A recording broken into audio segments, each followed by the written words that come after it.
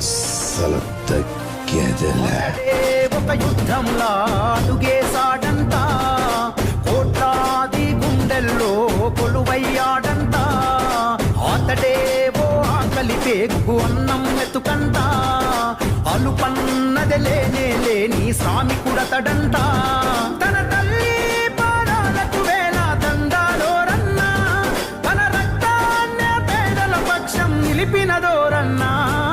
ఈ పయనం పేదోళ్లతో సావాసం, యుద్ధం నీ వెంటే